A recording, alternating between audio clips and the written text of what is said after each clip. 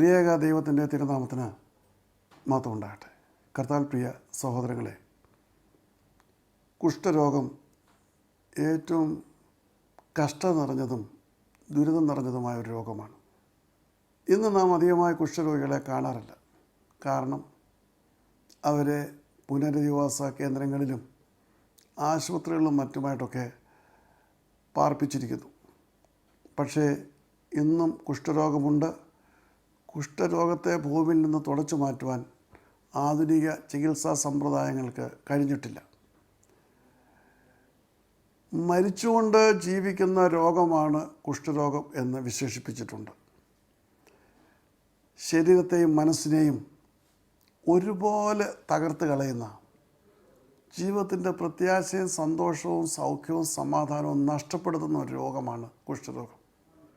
ഇത് രോഗിക്ക് മാത്രമല്ല, രോഗിയെ ചുറ്റിപ്പറ്റി നിൽക്കുന്ന ബന്ധുമിത്രാദികൾക്കുമൊക്കെയും കുഷ്ഠരോഗം അസഹനീയമായ ഒരു രോഗമാണ്.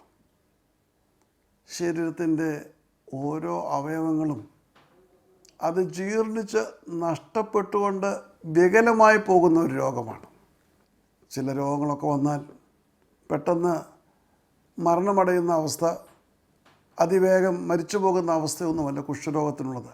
നീണ്ട വർഷങ്ങൾ ഈ രോഗവും പേറിക്കൊണ്ട് ഈ രോഗി നടക്കേണ്ടി വരുന്നു. അതാണ് അതിൻ്റെ യാതന.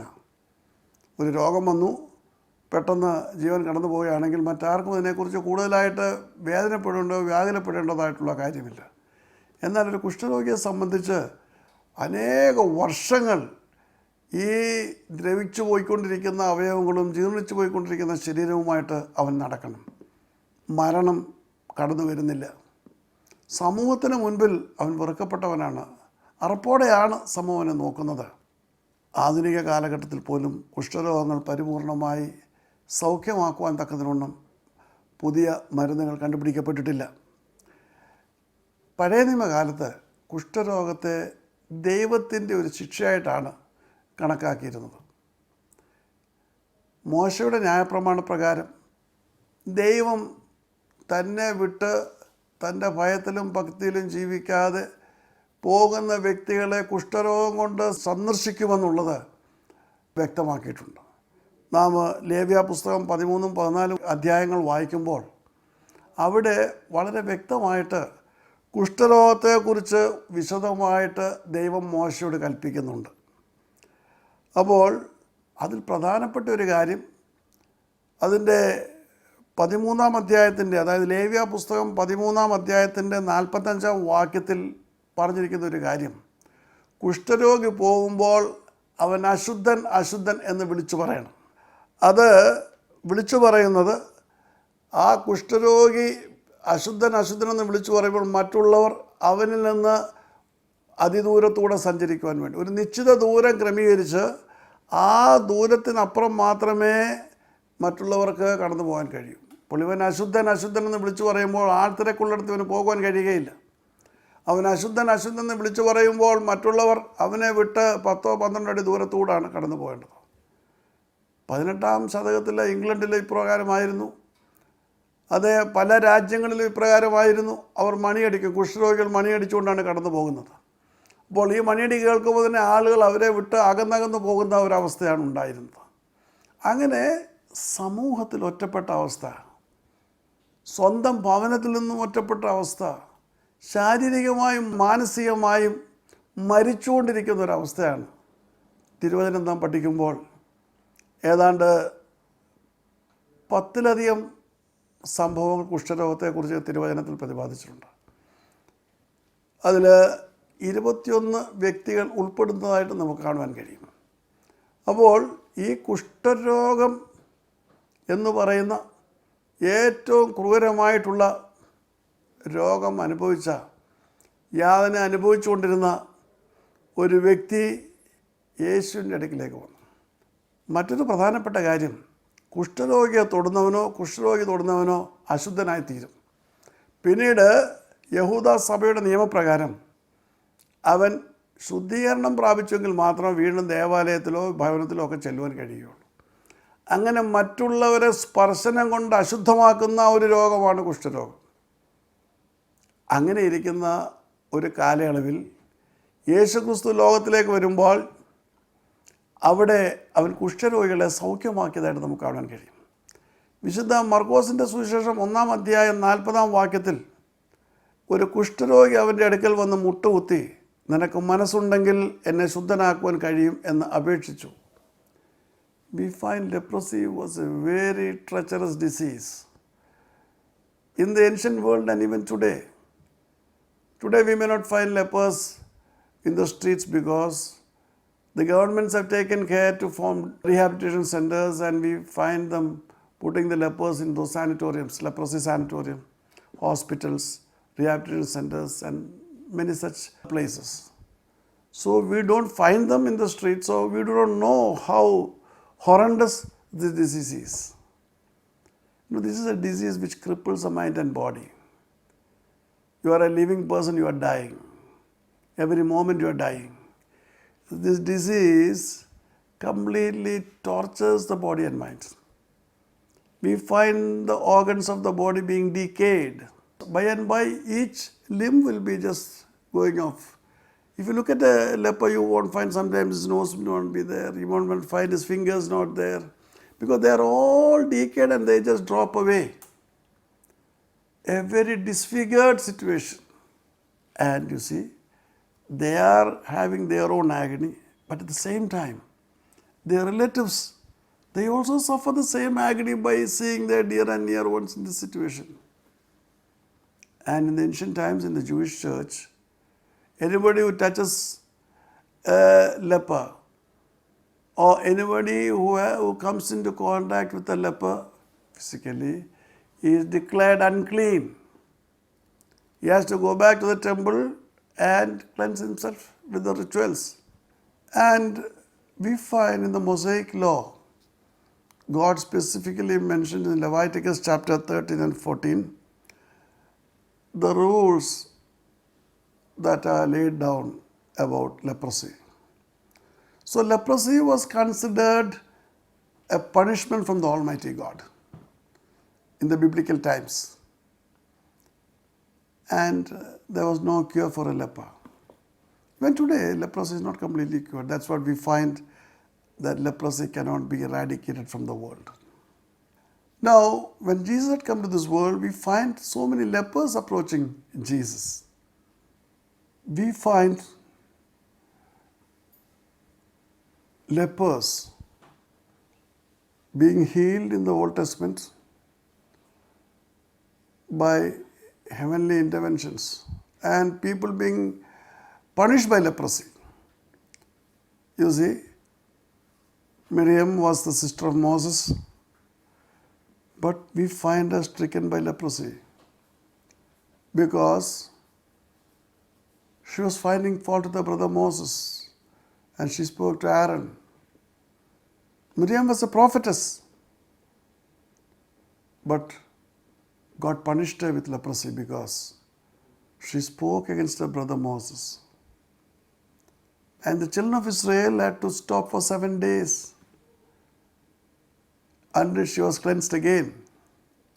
So, we find that God had used leprosy to punish people. This is a typical example. പഴയ നിയമത്തിൽ ഈ കുഷ്ഠരോഗത്തെ ഒരു ശിക്ഷയാക്കി ദൈവം ഉപയോഗിച്ചിരുന്നു എന്ന് നമുക്ക് മനസ്സിലാക്കുവാൻ കഴിയും. മോശയ്ക്കെതിരായിട്ട് അവൻ്റെ സഹോദരി മിരിയാമും സഹോദരൻ അഹരോനും സംസാരിക്കുമ്പോൾ മോശ അത് കേട്ടില്ല. യഹോവയാം ദൈവം അത് കേട്ടു. യഹോവ മൂവരെയും വിളിച്ചു മിരിയാമിനെ കുഷ്ഠരോഗം കൊണ്ട് ശിക്ഷിക്കുകയാണ്. 7 ദിവസം അവർ പാളയത്തിന് പുറത്തായിരുന്നു. അവൾ പ്രവാചികയായിരുന്നു, ദൈവത്തിൻ്റെ അരുളപ്പാടുകൾ അറിയിച്ചിരുന്ന സ്ത്രീയാണ്. പക്ഷേ ദൈവത്തിൻ്റെ ദാസന് വിപരീതമായി സംസാരിച്ചപ്പോൾ ആ വലിയ ശിക്ഷയാണ് ദൈവം അവൾക്ക് നൽകിയത്. അവൾ പറഞ്ഞത് മോശ കേട്ടില്ല, അറിഞ്ഞിട്ടില്ല, പക്ഷെ ദൈവം കേട്ടു. അങ്ങനെ മിറിയാം 7 ദിവസം പാളയത്തിന് പുറത്തായിരുന്നപ്പോൾ ഇസ്രായേൽ മക്കൾക്ക് മുൻപോട്ട് പോകുവാൻ കഴിഞ്ഞില്ല. ഈ വലിയ മാതൃക ഇസ്രായേൽ മക്കൾക്ക് എന്നും ഓർമ്മയായിരുന്നു. ദൈവം കുഷ്ഠരോഗം കൊണ്ട് ശിക്ഷിക്കും. അതെ, നാം 2 രാജാക്കന്മാർ 5-ാം അധ്യായം 27-ാം വാക്യം വായിക്കുമ്പോൾ അവിടെ ഒരു പ്രവാചക ശിഷ്യൻ കുഷ്ഠരോഗത്താൽ അത് ബാധിക്കപ്പെട്ടു എന്ന് കാണുവാൻ കഴിയും. ഗേഹസി നിലം പോലെ വെളുത്ത് കുഷ്ഠരോഗിയായി. എൻ്റെയും നിങ്ങളുടെ ആത്മീയ ജീവിതത്തിൽ കുഷ്ഠരോഗം എന്ന് പറയുമ്പോൾ ഇന്ന് ആ രോഗം ഭൂമിയിൽ അധികം കാണുന്നില്ലെങ്കിലും അത് നമ്മുടേതായിട്ടുള്ള ദൈവദൃഷ്ടിയിൽ ഉള്ള അവസ്ഥയെ വിശേഷിപ്പിക്കുന്നതാണ്. We find God striking people in the Old Testament with the leprosy. We found how Miriam was stricken by leprosy. And again now, how the servant Gehazi was stricken by leprosy. He went to Naaman and took gifts from him. And Elisha says, let you be stricken with leprosy. And we find Gehazi becoming a leper. So, we find that God punished people with leprosy. And in 2 Chronicles chapter 26 verse 19, we find a king being stricken with leprosy. In his arrogance, he went to the altar and he wanted to offer or do things which the priest had said. The priest had warned him, but he could not be stopped. Pride was in his heart. I am the king, I can do that. So what the priests had done and were doing for God was not considered by him, but he wanted to do the same thing because he was the king. Such was his arrogance. And we find the moment he touched the place, the most holy place, God strikes him with leprosy and he had to be carried away from there. 2 ദിനവൃത്താന്തം 26:19 ഒരു രാജാവിനെ കാണുവാൻ കഴിയും. അവന് പുരോഹിതന്മാർ ചെയ്തിരുന്ന ശുശ്രൂഷ ചെയ്യുവാൻ തക്കതിനുവണ്ണം മുൻപോട്ട് വന്നു. നീ ചെയ്യരുത്, അത് ദൈവകോപം ഉളവാക്കുമെന്നൊക്കെ പറഞ്ഞിട്ട് അത് കൂട്ടാക്കാതെ അവൻ്റെ അഹന്തയുടേതായിട്ടുള്ള ഉത്തമശൃംഗത്തിൽ ദൈവത്തിന് വേണ്ടി പുരോഹിതന്മാർ ചെയ്ത കാര്യം ചെയ്യുവാൻ ആരംഭിച്ചപ്പോൾ, ധൂപം വെക്കുവാൻ ആരംഭിച്ചപ്പോൾ അവൻ്റെ നെറ്റിയിൽ കുഷ്ഠം പൊങ്ങിയതായിട്ട് നാം കാണുന്നു. അപ്പോൾ പഴയ നിയമത്തിൽ കുഷ്ഠരോഗം കൊണ്ട് ദൈവം വ്യക്തികളെ സൃഷ്ടിച്ച സംഭവങ്ങളുണ്ട്.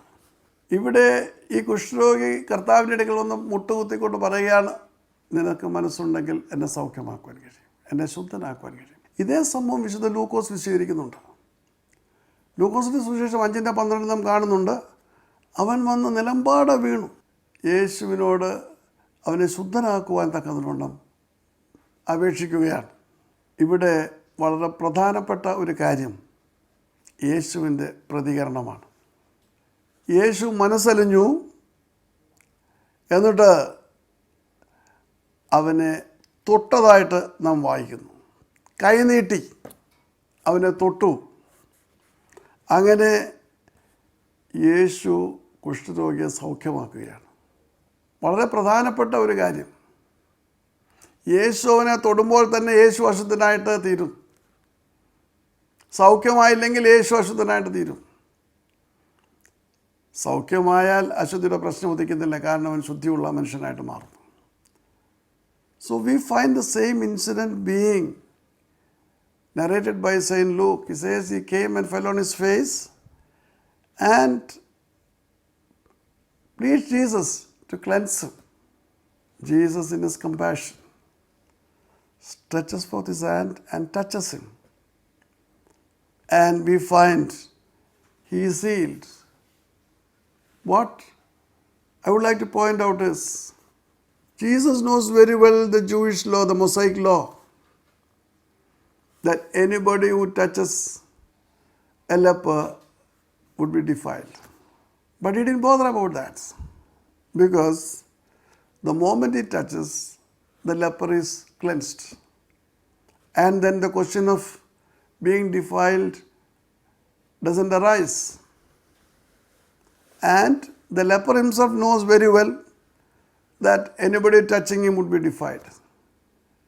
So it is that great stupendous belief of the leper that brings him to Jesus. You see, there is no distance barrier at all. He had to shout unclean, unclean and go away from people. But here we find him coming towards Jesus. അശുദ്ധൻ അശുദ്ധൻ എന്ന് വിളിച്ചു പറഞ്ഞുകൊണ്ട് മനുഷ്യരിൽ നിന്ന് അകന്നു പോകുന്ന അവസ്ഥയാണ് ഒരു കുഷ്ഠരോഗിയുടേത്. എന്നാൽ യേശുക്രിസ്തുവിൻ്റേതായിട്ടുള്ള സമീപത്തേക്ക് അശുദ്ധൻ അശുദ്ധനെന്ന് വിളിച്ചു പറയാതെ അവൻ അടുത്ത് വരികയാണ്. ഒരുപക്ഷെ അവൻ വിളിച്ചു പറഞ്ഞേക്കാം, നമുക്കറിഞ്ഞുകൂടാ. മറ്റുള്ള മനുഷ്യരുടെ അടുത്ത് വരാതിരിക്കുവാൻ അവൻ പറഞ്ഞിരിക്കാം. അതിനെക്കുറിച്ച് തിരുവചനം ഒന്നും വെളിപ്പെടുത്തുന്നില്ല. പക്ഷേ അകന്നു പോകേണ്ടവൻ യേശുവിൻ്റെ അടുത്തേക്ക് വരികയാണ്. ആ കുഷ്ഠത്തെ മാറ്റുവാൻ യേശുവിന് മാത്രമേ കഴിയുകയുള്ളൂ. അപൂർണമായ വിശ്വാസമല്ല, അചഞ്ചലമായ വിശ്വാസമാണ്. അവൻ സൗഖ്യമായില്ലെങ്കിൽ അത് വലിയ പ്രയാസവും പ്രതിസന്ധിയും ഉളവാക്കും. ആ സമൂഹം അവനെ വെറുതെ വിടുകയില്ല. യേശുവിൻ്റെ ചുറ്റും നൂറുകണക്കിന് ആളുകളാണുള്ളത്. യേശു അശുദ്ധനായിത്തീരും, അവന് ദേവാലയത്തിൽ പ്രവേശിക്കുവാൻ സാധ്യമല്ല, അവൻ ദൈവപുത്രനാണെന്ന് പറയുന്നു. ഇതിനെല്ലാം ഒരുപാട് ഒരുപാട് ഒരുപാട് പ്രതികരണങ്ങൾ ഉളവാകും. അതൊന്നും വകവെക്കാതെയാണ് ഈ കുഷ്ഠരോഗി യേശുവിൻ്റെ അടുക്കിലേക്ക് കടന്നിരുന്നത്. We find this leper approaching Jesus, ignoring all the possibilities of failure. Normally he should go away from the people, but he is coming towards Jesus. ദൂരെ നിൽക്കുകയല്ല. അശുദ്ധൻ അശുദ്ധൻ എന്ന് പറയുന്ന നിൽക്കുന്ന ദൂരത്തിൽ നിന്നും അടുത്തടുത്ത് വന്ന് യേശുവിൻ്റെ കൈ നീട്ടി അവനെ തൊടുന്ന ദൂരത്തിലേക്ക് അവൻ വന്നു എന്ന് പറയുമ്പോൾ യേശുവിൻ്റെ അടുത്തേക്ക് അവൻ വന്നു. അതുകൊണ്ടാണല്ലോ യേശുവിന് അവനെ തൊടുവാൻ കഴിഞ്ഞത്. യേശു നടന്നു എന്നല്ല അവനെ തൊടുന്നത്, തൻ്റെ അടുക്കൽ തൻ്റെ മുമ്പിൽ വീണ് കിടക്കുന്ന, നിലമ്പാടെ വീണ് മുഖപൂർത്തി കിടക്കുന്ന, തന്നെ സൗഖ്യമാക്കുവാൻ യാചിച്ചുകൊണ്ട് കിടക്കുന്ന അവനെ യേശു കൈനീട്ടി അവനെ തൊടുകയാണ്. അവൻ സൗഖ്യം പ്രാപിക്കുന്നതായിട്ട് നാം കാണും. എന്നിട്ട് അവനോട് കർത്താവ് പറയും, നീ പോയി അത് അന്നത്തെ നിയമപ്രകാരം യഹൂദ മതത്തിൻ്റേതായിട്ടുള്ള യഹൂദ സഭയുടേതായിട്ടുള്ള ആചാരപ്രകാരം പോയി പുരോഹിതനെ നിന്നെ തന്നെ കാണിക്കുക. അവരാണ് സാക്ഷ്യപത്രം നൽകേണ്ടത് ഇവൻ കുഷ്ഠരോഗത്തിൽ നിന്ന് സൗഖ്യമായെന്ന്. So we find him approaching Jesus. There is no distance between the leper and Jesus. It came so near and he fell on his face right in front of him. And that when Jesus touched him, he stretched forward his hand, and if you have to touch somebody, it should be very near to you. So he stretches forth his hand, touches him, and he is healed. ഇത് മറ്റൊരു വലിയ കാര്യമാണ് നമ്മളെ വിളിച്ചറിയിക്കുന്നത്. പാപത്തിൻ്റെ അഗാധയിൽപ്പെടുന്ന ഒരു വ്യക്തി കുഷ്ഠരോഗിയുടെ സമനാണ്. ലോകത്തിൽ മറ്റാർക്കും അതിൽ നിന്ന് വിമോചനം നൽകുവാൻ കഴിയുകയില്ല. പാപമാകുന്ന കുഷ്ഠരോഗത്തിൽ വിടുവിക്കുവാൻ യേശുക്രിസ്തുവിന് മാത്രമേ കഴിയുകയുള്ളൂ. യേശുക്രിസ്തുവിനെ വിട്ട് അകന്നു പോകുന്ന അവസ്ഥയാണ് പാപത്തിനുള്ളത്. പാപിയായ മനുഷ്യൻ യേശുക്രിസ്തുവിനെ വിട്ട് അകന്നു പോവുകയാണ്. ഒരു കുഷ്ഠരോഗിയെ പോലെ യേശുവിനെ വിട്ട് സമൂഹം വിട്ട് ഒക്കെയും അകന്നകന്നു പോകുന്ന അവസ്ഥയാണ് പാപത്തിൽ വീണ് കിടക്കുന്ന ഓരോരുത്തർക്കും ഉണ്ടാകുന്നത്. എന്നാൽ യേശുവിൻ്റെ അടുക്കിലേക്ക് വന്ന കുഷ്ഠരോഗിയെ പോലെ അടുത്തു വരുമ്പോഴാണ് പാപമാകുന്ന കുഷ്ഠരോഗത്തിൽ നിന്ന് മോചനം നേടുവാൻ കഴിയുന്നത്. Sin is just like leprosy. Nobody else in the world can cure it. Only the Son of God can cure you. So you may be going away from Jesus with this great burden of sin, with this leprosy. But when you come to Jesus, Jesus can forgive your sins and heal you completely. Maybe you are all alone. Everybody must have hated you. You are all alone in society. You are discarded from the church. Your family must have discarded you because of your sinful life. Just as a leper. Just as a leper, you are isolated maybe because of your sinful way of life. But remember, Jesus is always there to accept you as you are. He is not bothered about your sin. He is there, ever present to receive you when you go and fall at his feet. He is there to touch you and heal you. അതെ, യേശുവിന് നിൻ്റെ കുഷ്ഠരോഗം ഒരു പ്രശ്നമല്ല. സമൂഹം നിന്നെ ഒറ്റപ്പെടുത്തിയേക്കാം, സഭ നിന്നെ പറഞ്ഞു വിട്ടേക്കാം, നിൻ്റെ ഭവനത്തിൽ നിന്ന് നീ നിഷ്കാസിതനായേക്കാം. പക്ഷേ ഇതൊന്നും യേശുവിന് പ്രശ്നമല്ല. നിൻ്റേതായിട്ടുള്ള പാപരോഗം മൂലം, പാപത്തിൻ്റെ സ്വഭാവം മൂലം, കുഷ്ഠരോഗം പോലെ നീ ഒറ്റപ്പെട്ടവനായി തീർന്നേക്കാം, അവഗണിക്കപ്പെട്ടവനായി തീർന്നേക്കാം. പക്ഷേ യേശുവിന് ഇതൊന്നും ഒരു പ്രശ്നമല്ല. യേശുവിൻ്റെ അടുത്തേക്ക് കടന്നു വരുമ്പോൾ, നീ അവൻ്റെ സന്നിധിയിൽ നിന്നെ ശുദ്ധീകരിക്കുവാൻ തക്കവണ്ണം അപേക്ഷിക്കുമ്പോൾ, അവന് അവൻ്റെ പുണ്യമുള്ള രക്തം കൊണ്ട് നിന്നെ ശുദ്ധീകരിക്കും, സമ്പൂർണ്ണമായി ശുദ്ധീകരിക്കും. നിൻ്റെ കുഷ്ഠരോഗം എത്ര പഴക്കമുള്ളതായാലും, നീ ഏത് വലിയ കഠിന പാപം ചെയ്തവനായിരുന്നാലും, കഠിനമായ പാപത്തിനടിമയായിരുന്നാലും, യേശു നിൻ്റെ പാപത്തെ ക്ഷമിക്കും. കുഷ്ഠരോഗത്തെ സൗഖ്യമാക്കിയതുപോലെ അവൻ നിൻ്റെ പാപത്തെ ക്ഷമിക്കും. മാത്രമല്ല, നിന്നെ അവൻ സൗഖ്യമാക്കും എന്ന് പറയുമ്പോൾ നിൻ്റെ പാപം ക്ഷമിക്കും, നിന്നെ ഒരു പുതിയ സൃഷ്ടിയാക്കി മാറ്റും. ഒരുവൻ ക്രിസ്തുവിലാൽ പുതിയ സൃഷ്ടിയാകുന്നു. പഴയത് കഴിഞ്ഞുപോയി. നിൻ്റെ കഴിഞ്ഞകാല ജീവിതത്തിൻ്റെ എല്ലാവിധ അനുഭവങ്ങളും കഴിഞ്ഞുപോയി, എല്ലാ അവസ്ഥകളും കഴിഞ്ഞുപോയി. നീ കുഷ്ഠരോഗിയായിട്ട് നടന്ന കാലങ്ങളിൽ നിന്നെ അവഗണിച്ചവർ, നിന്നെ പരിഹസിച്ചവർ, നിന്നെ തള്ളിക്കളഞ്ഞവർ, നിന്നെ ഒറ്റപ്പെടുത്തിയവർ, അങ്ങനെ ഒരുപാട് അനുഭവങ്ങൾ, അതെല്ലാം മാഞ്ഞു പോവുകയാണ്.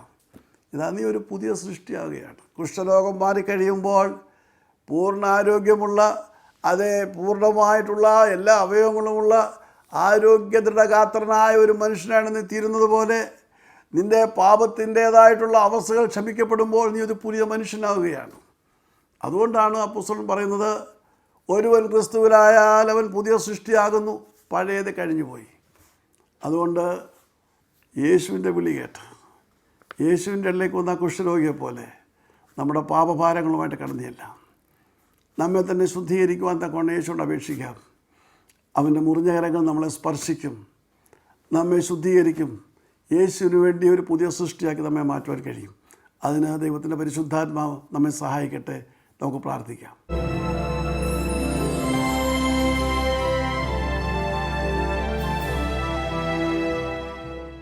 സ്നേഹിയായ ഞങ്ങളുടെ സ്വർഗ്ഗസ്ഥപിതാവാം ദൈവമേ, പാപത്തിൻ്റേതായിട്ടുള്ള അവസ്ഥയിൽ, കുഷ്ഠരോഗിയേക്കാൾ കഷ്ടമായ അവസ്ഥയിലാണ് ഞങ്ങൾ ജീവിക്കുന്നത്.